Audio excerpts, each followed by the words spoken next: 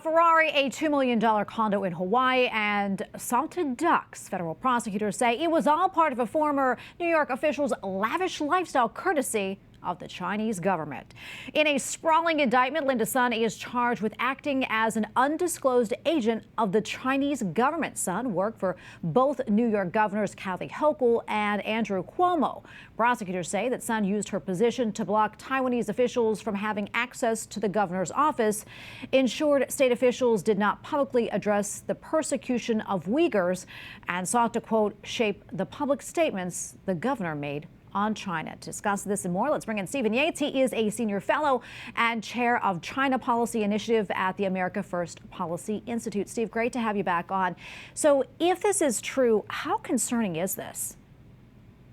Well, it's extremely concerning. I mean, there are a number of things that were problematic about this individual, and they were right in plain sight when the former president of Taiwan, democratically elected, came and had a transit because our government doesn't allow them to have a visit to New York City. Front and center in a Chinese Communist Party sponsored protest was this woman who was an employee of the state of New York. And after being out in public, standing side by side with CCP protesters, she was promoted to the position of deputy chief of staff. I mean, it's really extraordinary. It's as if we have elected officials who don't believe the Communist Party of China is a problem at all. Yeah, and these charges are just the latest in the Justice Department's push to stop the Chinese from secretly influencing the U.S. government. Steve, how widespread is this problem? Unfortunately, we can't answer that because we have had very few people really apply scrutiny. We've had years and years of discussion about Russian manipulation, allegedly, and we've had issues on campuses that talk of things in the Middle East. We've had much less focus in this area, but as this indictment lays clear, this woman was explicitly stating to the Chinese consulate that she was going to weigh in and block state of New York government interactions with Taiwanese officials or invitations to events, which includes constituents that are American citizens of Taiwanese variety in New York City. And so this was political warfare. And if you think that she was willing to play political warfare on that, imagine how she may have affected the state of New York's policy interpretation of China and its role in COVID.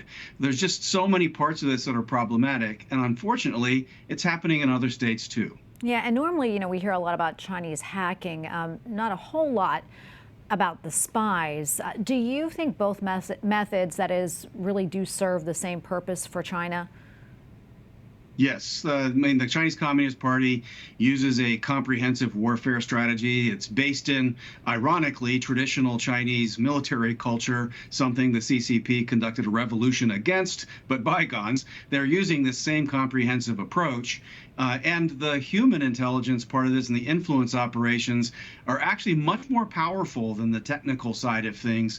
And it requires us to look past things like ethnicity and look at where people come from and where their affiliations really are.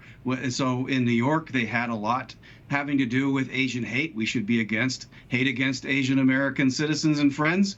At the same time, we have a large number of people from China who are coming and taking up positions of influence, and they're loyal to the CCP, not the United States. So before I let you go, what's the end game here for China? Well, for China, there's many things that are part of the end game. Number one is sow division and distrust in the United States and influence what our behavior might be. If they're able, by way of social media platforms, the evil fentanyl plague, and other means to degrade what should be our most prosperous and bedrock generation of Americans, then they don't have to get as far ahead and still overtake America. And America distracted and against itself is one that won't challenge their rise and their influence or hegemony in Asia, but also in other parts of the world. So I think that's what they've been up to. They've been pretty explicit in their writings about it.